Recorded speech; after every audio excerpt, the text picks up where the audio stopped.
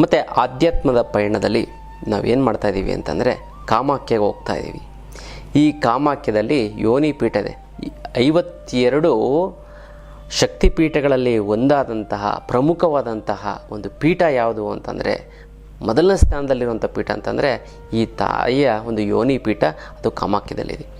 ಈ ಒಂದು ಕಾಮಾಖ್ಯ ದೇವಿಯದ್ದು ದರ್ಶನ ಮಾಡಿದ್ದೇ ಆಯಿತು ಅಂತಂದರೆ, ನಿಮಗೆ ಹೆಣ್ಮಕ್ಳಿಗೆ ಮಕ್ಕಳಾಗಿಲ್ಲ ಅಂತಂದರೆ, ಅಥವಾ ಈ ಹೆಣ್ಮಕ್ಳಿಗೆ ಈ ಪೀರಿಯಡ್ಸ್ ಪ್ರಾಬ್ಲಮ್ ಇತ್ತು ಅಂದರೆ, ಹಾರ್ಮೋನ್ ಇಂಬ್ಯಾಲೆನ್ಸ್ ಇತ್ತು ಅಂತಂದರೆ, ಮತ್ತು ಏಜ್ ಆಗ್ತಿದ್ದಂಗೆ ಗರ್ಭಕೋಶ ತೆಗಿಬೇಕು ಅಂತ ಹೇಳ್ತಾರೆ, ಯೂಟ್ರಸ್ ಪ್ರಾಬ್ಲಮ್ ಏನಾರು ಆಗಿತ್ತು ಅಂತಂದರೆ, ಇದು ಎಲ್ಲವೂ ಕೂಡ ಆಪ್ರೇಷನ್ನೇ ಆಗೋದಿಲ್ಲ, ಹೋಗೊಂದು ದರ್ಶನ ಮಾಡ್ಕೊಂಡ್ಬಂದ್ಬಿಡ್ತು ಅಂತಂದರೆ, ಸಂಕಲ್ಪ ಮಾಡಿ ದರ್ಶನ ಮಾಡ್ಕೊಂಡು ಬಂತು ಅಂತಂದರೆ ಇದು ಯಾವುದೇ ರೀತಿಯಂಥ ಒಂದು ಸಮಸ್ಯೆಗಳು ಕೂಡ ಆಗೋದಿಲ್ಲ. ಅದಕ್ಕೋಸ್ಕರ ಕಾಮಾಖ್ಯ ದೇವಿಯ ಒಂದು ದರ್ಶನವನ್ನು ಮಾಡೋದಕ್ಕೆ ಹೋಗ್ತಾಯಿದ್ದೀವಿ.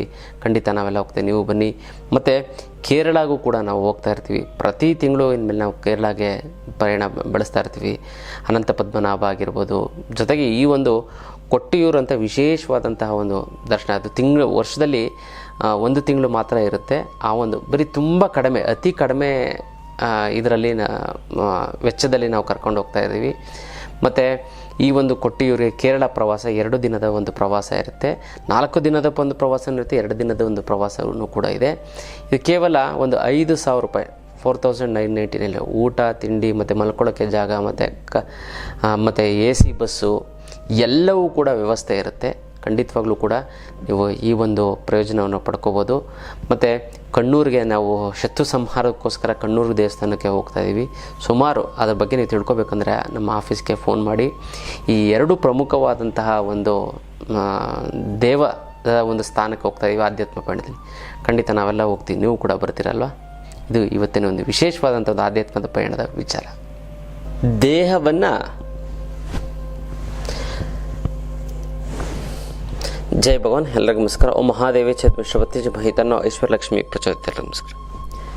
ಇವತ್ತಿನ ವಿಶೇಷ ಸಂಚಿಕೆಗಳ ಅನೇಕ ವಿಚಾರಗಳನ್ನು ನಾವು ತಿಳ್ಕೊಳ್ಳೋಣ. ಮೊದಲನೇದಾಗಿ ನೋಡಿ, ದೇವರ ಸಾಕ್ಷಾತ್ಕಾರ ಮಾಡ್ಕೋಬೇಕು ಅಂತ ಹೇಳ್ತಾ ಇದೆ. ನೋಡಿ, ದೇವೋ ದೇವಾಲಯ ಪ್ರೋಕ್ತಃ ಜೀವೋ ದೇವೋ ಸನಾತನಃ. ಅಂದರೆ ನಮ್ಮ ದೇಹವೇ ದೇಗುಲ. ನಿಮ್ಮ ದೇಹ ಚೆನ್ನಾಗಿಲ್ಲ ಅಂತಂದರೆ ಯಾವ ದೇಗುಲ ನೋಡಿ ಏನು ಪ್ರಯೋಜನ? ಎನ್ನ ಕಾಲೇ ಕಂಬ, ಎನ್ನ ಶಿರವೇ ಹೊನ್ನ ಕಳಸವಯ್ಯ ಅಂತ ಹೇಳ್ತಾರೆ ಅಲ್ಲ. ಹಾಗಾಗಿ ನೋಡಿ, ಮನಸ್ಸಿನ ಒಂದು ದೇಹವನ್ನು ನಾವೇನು ಹೇಗೆ ನಾವು ಸ್ವಚ್ಛ ಮಾಡ್ತೀವಿ, ದೇಹ ಅನ್ನುವಂಥದ್ದು ಒಂದು ದೇವಸ್ಥಾನ, ಮನಸ್ಸು ಅನ್ನುವಂಥದ್ದು ದೇವರು, ಗೊತ್ತಲ್ಲ. ಅದಕ್ಕೋಸ್ಕರ ಎನ್ನ ಕಾಲೇ ಕಂಬ, ಎನ್ನ ದೇಹವೇ ದೇಗುಲ, ಎನ್ನ ಶಿರವೇ ಹೊನ್ನ ಕಳಸವಯ್ಯ ಅಂತ ಹೇಳ್ತಾರೆ. ಹಾಗಾಗಿ ನಮ್ಮ ದೇಹವನ್ನು ನೀರಿನಿಂದ ನಾವು ಶುದ್ಧೀಕರಣ ಮಾಡ್ಕೋತೀವಿ. ಆದರೆ ಮನಸ್ಸಿನ ಸ್ನಾನ ಹೇಗೆ ಮಾಡೋವಂಥದ್ದು? ಮನಸ್ಸು ಕೂಡ ಕಲ್ಮಶ ಆಗುತ್ತೆ ತಾನೆ, ಗಲೀಜಾಗುತ್ತೆ ತಾನೆ. ಗರ್ಭಗುಡಿಯಲ್ಲಿ ಯಾವ ರೀತಿ ಪೂಜೆ ಮಾಡಿದೆ ಹಾಗೆ ಬಿಟ್ಟರೆ ಗಲೀಜಾಗುತ್ತೋ, ಈ ಜೇಡ ಗಿಡ ಎಲ್ಲ ಬಂದು ಕಟ್ಕೊಂಡು ಗಲೀಜಾಗುತ್ತೋ, ಧೂಳು ಕೂತ್ಕೊಳ್ಳುತ್ತೋ, ಅದೇ ರೀತಿ ಮನಸ್ಸಿಗೂ ಕೂಡ ಮಲಿನ ಆಗುತ್ತೆ. ಕಸ ಎಲ್ಲ ಬಂದು ಬೇಡದೆಲ್ಲ ಕೂತ್ಕೊಳ್ಳುತ್ತೆ. ಅದಕ್ಕೆ ಹೇಗೆ ಅದನ್ನು ತಡೆಯುವಂಥದ್ದು? ಹೇಗೆ ಅಂತಂದರೆ ಧ್ಯಾನ. ಪ್ರತಿನಿತ್ಯ ನೀವು ಧ್ಯಾನ ಮಾಡಬೇಕು. ಕೂಡ ನಂಗೆ ಟೈಮೇ ಇಲ್ಲ ಗುರುಗಳು, ಏನು ಮಾಡೋದು? ಏನೂ ಇಲ್ಲ, ಸಿಂಪಲ್ಲಾಗಿ ಧ್ಯಾನ ಹೇಗೆ ಮಾಡೋದು? ಏನು, ಕಣ್ಣು ಮುಚ್ಕೊಂಡು ಕೂತ್ರು, ಯಾವ ಆಲೋಚನೆನೂ ಬರಲಿ, ಕೆಟ್ಟ ಆಲೋಚನೆಗಿರಲಿ ಅದು ಕಲ್ಲೋಲ ಆಗಿ ಶಾಂತವಾಗುತ್ತೆ. ಎಷ್ಟು ನಿಮಿಷ ಮಾಡಬೇಕು? ಕೇವಲ 3 ನಿಮಿಷದ ಧ್ಯಾನ. 3 ನಿಮಿಷದ ಧ್ಯಾನ ನಿಮ್ಮ ಮನಸ್ಸಿನ ಮಾಲಿನ್ಯತೆಯನ್ನು ಕೊಡುತ್ತೆ. ನೀವು ಏನಾದ್ರು ಸುಮ್ಮನೆ ಕಣ್ಣು ಮುಚ್ಕೊಂಡು ಕೂತ್ಕೋಬೇಕು, ಮಲ್ಕೋಬಾರ್ದು. ಮಲ್ಕೊಂಡು ನೀವು ಧ್ಯಾನ ಮಾಡೋದು ನಾವು ನೋಡಿದ್ದೀವಿ, ನಿದ್ದೆ ಮಾಡೋದನ್ನು. ಅದಲ್ಲ, ಕೂತ್ಕೋಬೇಕು, ಕಣ್ಣು ಮುಚ್ಕೋಬೇಕು ಅಷ್ಟೇ. ಬೆಳಿಗ್ಗೆ ಎದ್ದ ತಕ್ಷಣ ನೀವು ಇವತ್ತೆಲ್ಲ ಏನೇನು ಮಾಡಲಿ ಅಂತ 3 ನಿಮಿಷ, ಕೇವಲ 3 ನಿಮಿಷ ಕಣ್ಣು ಮುಚ್ಕೊಂಡು ಕೂತ್ಕೊಳ್ಳಿ, ಕಣ್ಣು ಬಿಡಬಾರ್ದು. ಪ್ರಾಕ್ಟೀಸ್ ಮಾಡಿ. ಮೊದಲು ನೀವೇನು ಮಾಡಿ, ನಿಮ್ಮ ಧ್ಯಾನನೇ ಬರಲ್ಲ ಅಂದರೆ ಫಸ್ಟ್ 1 ನಿಮಿಷ, ಬೆಳಗ್ಗೆ ಎದ್ದ ತಕ್ಷಣ 1 ನಿಮಿಷದ ಧ್ಯಾನ. ಆಮೇಲೆ 2ನೇ ದಿನ 3ನೇ ದಿನ ಅಥವಾ 1 ವಾರ ಆದಮೇಲೆ 2 ನಿಮಿಷದ ಧ್ಯಾನ. ಮತ್ತು 1 ವಾರ 15 ದಿನ ಅಂದರೆ 3 ನಿಮಿಷದ ಧ್ಯಾನ ಮಾಡಿ. 3 ನಿಮಿಷ, ಜಸ್ಟ್ 3 ನಿಮಿಷ. ಇಷ್ಟು ಮಾಡೋಕ್ಕಾಗಲ್ವಾ? ಅಷ್ಟು ಮಾಡಿದ್ರೆ ಸಾಕು. ನಿಮಗೆ ಬೆಳಗ್ಗೆ ಎದ್ದ ತಕ್ಷಣ ಈ ದೇಹವನ್ನು ಯಾವ ರೀತಿ ಸ್ನಾನ ಮಾಡ್ಕೋತೀರೋ ಅದೇ ರೀತಿ ಮನಸ್ಸನ್ನು ಸ್ನಾನ ಮಾಡಿದ ಹಾಗೆ. ಕೇವಲ 3 ನಿಮಿಷದ ಧ್ಯಾನ ಎಷ್ಟು ಪವರ್ ಆಗುತ್ತೆ ಅಂತ ನಾನಲ್ಲ, ನೀವು ಹೇಳ್ತೀರ. ಅಷ್ಟು ಚೆನ್ನಾಗಾಗುತ್ತೆ. ಇಂಥ ಪಾಸಿಟಿವ್ ಎನರ್ಜಿ ನಿಮ್ಮೆಲ್ಲ ಕೆಲಸ ಕಾರ್ಯಗಳು ಕೂಡ ಚೆನ್ನಾಗಾಗ್ಬಿಡುತ್ತೆ. ಯಾವುದರಿಂದ? 3 ನಿಮಿಷದ ಧ್ಯಾನದಿಂದ. 3 ನಿಮಿಷ ಮಾಡ್ತೀರಲ್ವಾ? ಮನಸ್ಸನ್ನು ಶುದ್ಧೀಕರಣ ಮಾಡ್ಕೋತೀರಲ್ವ, ಮನಸ್ಸಿಗೆ ಸ್ನಾನ ಮಾಡಿಸ್ತೀರಲ್ವಾ? ಇದೇ ಇವತ್ತಿನ ಒಂದು ವಿಚಾರ. ಆನ್ಲೈನ್ ಕ್ಲಾಸು, ವಿಶೇಷವಾದಂಥ ಒಂದು ಆನ್ಲೈನ್ ಕ್ಲಾಸು. ಈ ಒಂದು ಆನ್ಲೈನ್ ಕ್ಲಾಸಲ್ಲಿ ಏನಿದೆ ಅಂತಂದರೆ, ನಿಮ್ಗೆ ಜೀವನದಲ್ಲಿ ಯಾವ ರೀತಿ ಬದುಕಬೇಕು, ಮತ್ತು ಜನವಶೀಕರಣ, ಧನವಶೀಕರಣ, ಇರುವಂತಹ ದುಡ್ಡನ್ನು ಫಸ್ಟ್ ದುಡ್ಡು ಬರೋಗೆ ಏನು ಮಾಡಬೇಕು, ಮತ್ತು ಇರುವಂಥ ದುಡ್ಡನ್ನು 10 ರೂಪಾಯಿನ 100 ರೂಪಾಯಿ, 100 ರೂಪಾಯಿಂದ 1000 ರೂಪಾಯಿ, 1000 ರೂಪಾಯಿಂದ 1,00,000 ರೂಪಾಯಿ ಹೇಗೆ ಮಾಡುವಂಥದ್ದು, ದುಡ್ಡನ್ನು ಯಾವ ರೀತಿ ಬಳಸಬೇಕು, ಯಾವ ರೀತಿ ಉಳಿಸ್ಬೇಕು, ಮತ್ತು ಯಾವ ರೀತಿ ಗಳಿಸ್ಬೇಕು, ಜನರನ್ನು ಕೂಡ ಯಾವ ರೀತಿ ಉಳಿಸ್ಕೋಬೇಕು. ಮತ್ತು ತುಂಬ ಜನ ಫ್ರೆಂಡ್ಸ್ ಇತ್ತು ಅಂತಂದರೆ ನಿಮಗೆ 1 ಕೋಟಿ ರೂಪಾಯಿ ಇದ್ದಂಗೆ ಯಾರೋ ಸಹಾಯ ಮಾಡ್ತಾರೆ. ಅದರ ಜನಾಕರ್ಷಣೆ ಹೇಗೆ ಮಾಡಬೇಕು, ಜನವಶೀಕರಣವನ್ನು ಯಾವ ರೀತಿ ಪಡ್ಕೋಬೇಕು, ಮಾಡಿಕೊಂಡು ನಾವು ಜೀವನವನ್ನು ಒಂದು ಸುಗಮಗೊಳಿಸ್ಕೋಬೇಕು ಅನ್ನೋದನ್ನು ಆನ್ಲೈನ್ ಕ್ಲಾಸಸ್ ಇರುತ್ತೆ.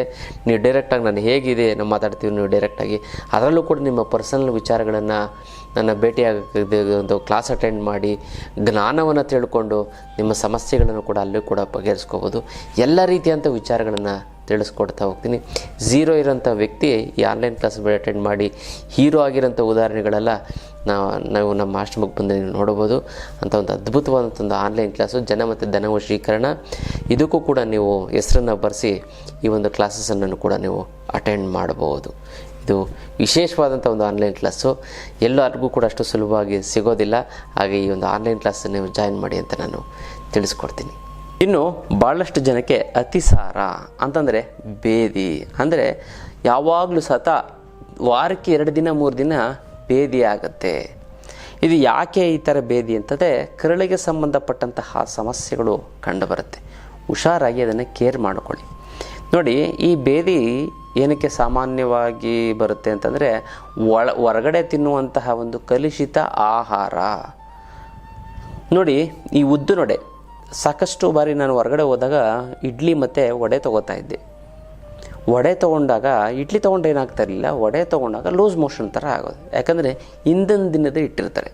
ಹಿಂದಿನ ದಿನದ ಹಿಟ್ಟನ್ನು ಅವರು ಅದು ಫರ್ಮೆಂಟೇಷನ್ ಆಗುತ್ತೆ, ಅದನ್ನು ಬೇಯಿಸ್ಕೊಟ್ಟಾಗ ಆ ಥರ ಸಮಸ್ಯೆ ಆಗುತ್ತೆ. ದೋಸೆ ತಿಂದಾಗಲೂ ನೋಡಿ, ಹೊರಗಡೆ ಎಲ್ಲರೂ ದೋಸೆ ತಿಂದಾಗ ಲೂಸ್ ಮೋಷನ್ ಆಗುತ್ತೆ. ಅಂದರೆ ಎಲ್ಲ ಕಡೆ ಅಲ್ಲ, ಫ್ರೆಶ್ ಆಗಿ ಮಾಡ್ತು ಅಂತಂದರೆ ಅದು ಯಾವ ಮೋಷನ್ನು ಆಗೋಲ್ಲ, ಏನೂ ಆಗೋಲ್ಲ. ಮತ್ತು ನೋಡಿ, ಹಿಂದಿನ ದಿನ ಇಟ್ಟಿರುವಂಥದ್ದನ್ನು ಹಿಟ್ಟಲ್ಲಿ ಮಾಡಿರುವಂಥ ಯಾವುದೇ ಪದಾರ್ಥವನ್ನು ಅಂದರೆ ಉಳಿಸಿರ್ತಾರಲ್ಲ, ಸ್ವಲ್ಪ ಹುಳಿ ಬಂದಿರುತ್ತೆ. ಒಂದು ಸರಿ ನಾನು ಇದಕ್ಕೆ ಕೊಲ್ಲಾಪುರದಲ್ಲಿ ಹೋದಾಗ ಆ ದೇವಸ್ಥಾನದ ಮುಂದೆ ತುಂಬಾಗಿ ಈ ಪಡ್ಡು ಮಾಡ್ತಾ ಇರ್ತಾರೆ, ತುಂಬ ಫೇಮಸ್ಸು. ಅಲ್ಲಿ ಹೋಗಿ ತಿಂದೆ. ಅಲ್ಲೇನು ಗೊತ್ತಾ, ಹಿಂದಿನ ದಿನದ ಹುಳಿ ಥರ ಇತ್ತು, ಏನೋ ಬಿಸಿ ಬಿಸಿಯಾಗಿತ್ತಲ್ಲ ಅಂತ ತಿಂದ್ವಿ. ಸಿಕ್ಕಾಬಟ್ಟೆ ಗ್ಯಾಸ್ಟ್ರಿಕ್ಕು, ಹುಳಿ ತೇಗು ಎಲ್ಲ ಅದಾಗಿ ತಿಂದು 1 ಅವರ್ಗೆ ಸ್ಟಾರ್ಟ್ ಆಯಿತು.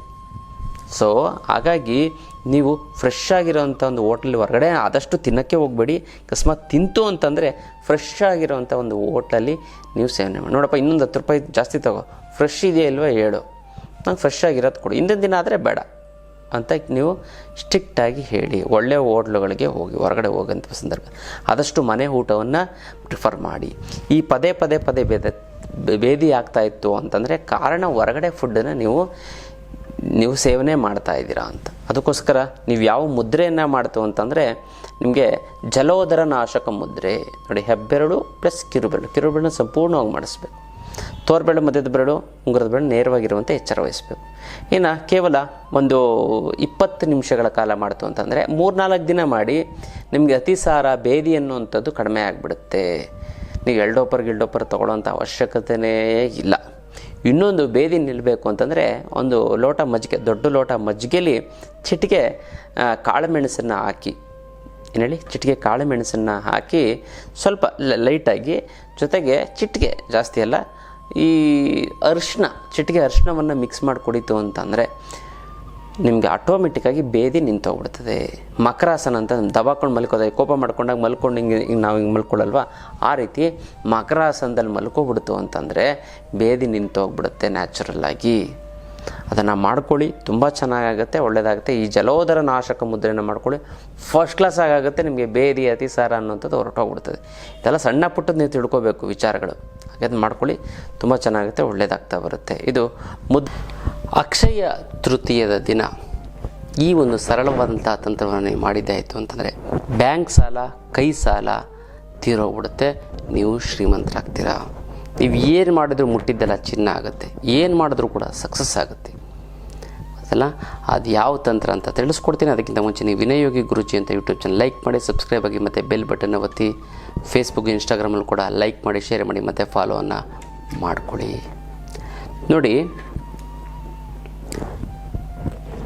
ಅಕ್ಷಯ ತೃತೀಯದ ದಿನ ಈ ಒಂದು ತಂತ್ರವನ್ನು ಮಾಡಲೇಬೇಕು. ಯಾಕಂದರೆ ಸಾಲ ಇರೋರಂದರೆ ಸಾಲ ಮುಕ್ತರಾಗಬೇಕು. ನೀವು ದುಡಿತೀರಾ, ಕಟ್ತೀರಾ. ನೀವು ಒಂದು 50,000 ಸಂಬಳ ಬಂತು, 30,000 ಸಾಲಕ್ಕೆ ಕಟ್ಬಿಡ್ತೀರಾ. ಇನ್ನು 20,000ದಲ್ಲಿ ಏನು ಮಾಡ್ತೀರಾ? 5 ವರ್ಷ, 10 ವರ್ಷ, 20 ವರ್ಷ ಹಾಕಿದ್ರೂ ಕೂಡ ಮನೆ ಸಾಲ ತೀರಲ್ಲ. ಏನು ಮಾಡ್ತೀರಾ? ಅದಕ್ಕೋಸ್ಕರ ನೀವು ಏನು ಮಾಡಬೇಕು ಅಂತಂದರೆ ಏನಿಲ್ಲ, ತುಂಬ ಸರಳವಾಗಿ ಸುಲಭವಾಗಿ ಇರುವಂಥ ಒಂದು ವಿಧಾನ. ಏನು ಮಾಡ್ಕೋಬೇಕು ಅಂತ ನಾವು ನೋಡೋದಾಯಿತು ಅಂತಂದರೆ ಇದೇನಿಲ್ಲ, ಒಂದು ಚೀಟಿನ ತೆಗೆದುಕೊಳ್ಳಿ. ಚೀಟಿನ ತೆಗೆದುಕೊಂಡು ಕುಂಕುಮವನ್ನು ತೊಗೊಂಡ್ಕೊಂಡು ನೀರಿಗೆ ಬೆರೆಸಿ, ಕುಂಕುಮ ಲೈಟಾಗಿ ಸ್ವಲ್ಪ ನೀರಿಗೆ ಲೈಟಾಗಿ ಒಂದು 2-3 ಚಿಟಿಕೆ ಇದಾಕಿ ನೀಟಾಗಿ ಅದನ್ನು ತೆಗೆದು ಸವರಬೇಕು. ಸವರ್ಬಿಟ್ಟು ನೀವೇನು ಮಾಡಬೇಕು, ಆ ಚೀಟಿಯನ್ನು ಒಣಗಿಸ್ಬೇಕು. ಅದರಲ್ಲಿ ನೀವೇನು ಮಾಡಬೇಕು ಅಂತಂದರೆ 3 ಬಾರಿ ನೀವೇನು ಮಾಡಬೇಕು, ಸಾಲ 369 369 ಮೆಥಡ್, ನಿಕೋಲಸ್ ಟೆಸ್ಲಾ ಅವರು ಬರೆದಿರೋಂಥ ವಿಶೇಷ. 369ಕ್ಕೆ ತುಂಬ ವಿಶೇಷ ಇದೆ. 3 ಬಾರಿ ಸಾಲ ತೀರಿ ಹೋಗಲಿ. ನಿಮ್ಗೆ ಎಷ್ಟಿದೆ? 5 ಲಕ್ಷ, 10 ಲಕ್ಷ, 20 ಲಕ್ಷ ಸಾಲ ತೀರಿ ಹೋಗಲಿ ಅಂತ ಬರೀಬೇಕು. ಸಾಲ ತೀರುತ್ತಾ ಇದೆ ಅಂತ 6 ಸರಿ ಬರೀಬೇಕು. ಮತ್ತು ಸಾಲ ತೀರಿ ಹೋಗಿದೆ ಅಂತ 9 ಬಾರಿ ಬರೀಬೇಕು. ಬೆಳಿಗ್ಗೆ 3 ಸಾರಿ ಬರೀಬೇಕು, ಮಧ್ಯಾಹ್ನ 6 ಸರಿ ಬರೀಬೇಕು. ಸಾಲ ತೀರಿ ಹೋಗಲಿ ಅಂತ 3 ಸರಿ. ಮಧ್ಯ ಬರಬೇಕಾಗಿರೋ ದುಡ್ಡು ಬರ್ತಾಯಿಲ್ಲ ಅಂದರೆ, ಕೊಡೋರಿಗೆ ಕೊಡೋಕ್ಕಾಗ್ತಾಯಿಲ್ಲ ಅಂದರೆ, ಸಿಕ್ಕಾಬಟ್ಟೆ ಸಾಲ ಆಗ್ಬಿಟ್ಟಿದೆ ಗುರುಗಳೇ, ದುಡ್ಡು ನೀರು ಥರ ಖರ್ಚಾಗ್ತದೆ, ಏನು ಮಾಡಬೇಕು ಅನ್ನೋದೇ ಗೊತ್ತಾಗ್ತಾಯಿಲ್ಲ ಅನ್ನೋದಿತ್ತು ಅಂತಂದರೆ ತಲೆನೇ ಕೆಡಿಸ್ಕೊಬಿಡಿದಕ್ಕೆಲ್ಲ ಏಕೈಕ ರಾಮಬಾಣ ಅಂದರೆ ಅಷ್ಟಲಕ್ಷ್ಮಿ ಯಂತ್ರ. ಈ ಅಷ್ಟಲಕ್ಷ್ಮಿ ಯಂತ್ರ ಮನೆಯಲ್ಲಿ ಇಟ್ಟು ಪ್ರತಿಷ್ಠಾಪನೆ ಮಾಡೋದ್ರಿಂದ ಅದು ಎಂಥ ದುಡ್ಡಿನ ದಾರಿದ್ರ್ಯ ಇದು ಸಂಪೂರ್ಣ ಹೊರಟೋಗ್ಬಿಡುತ್ತೆ. 10ರಿಂದ 15 ಬಾರಿ ಸಂಕಲ್ಪವನ್ನು ಮಾಡಿ. ನಿಮಗೆ ಖಂಡಿತ ಹೇಗೋ ಬರೋಕ್ಕಾಗಲ್ಲ, ಹೋಗೋಕ್ಕಾಗಲ್ಲ ಅಂತ ಹೇಳ್ತಾ ಇರ್ತಾರೆ. ಹೇಗೋ ನಿಮ್ಮ ಮನೆಗೆ ಬಂದು ಅಷ್ಟಲಕ್ಷ್ಮಿ ಅಂತ ತಲುಪುತ್ತೆ. ಈ ವಿಶೇಷವಾದಂತಹ ಒಂದು ದಿನ, ವಿಶೇಷವಾದ ದಿನಗಳಲ್ಲಿ ತಗೊಳ್ತೇನೆ, ತುಂಬ ಪವರ್ಫುಲ್ ಆಗುತ್ತೆ. ಅದಕ್ಕೆ ದಿನ ಪ್ರತಿಷ್ಠಾಪನೆ ಮಾಡಿ. ಜೊತೆಗೆ ನೀವು ಅಕ್ಷಯ ತೃತೀಯದ ದಿನ ನೀವು ತೆಗೆದುಕೊಂಡು ಅಂದರೆ ಒಂದು ಯಂತ್ರ ತೊಗೊಂಡು ಮನೇಲಿ ಪ್ರತಿಷ್ಠಾಪನೆ ಮಾಡಿದ್ದಾಯಿತು ಅಂದರೆ 10 ಯಂತ್ರ ತೊಗೊಂಡಂಗೆ ನೀವು ಡಬಲ್ ಆಗುತ್ತೆ, ತ್ರಿಬಲ್ ಆಗುತ್ತೆ ಅಂತಲ್ಲ. ಮತ್ತು ಯಾರ್ಯಾರು ಈ ಅಕ್ಷಯ ತೃತೀಯ ದಿನ ನೀವು ತಗೋತಿರೋ, ನಾವು ಅವ್ರಿಗೆಲ್ಲ ಕರಂಗಾಳಿ ಮಾಲೆಯನ್ನು ನಾನು ಕೊಡ್ತೀನಿ.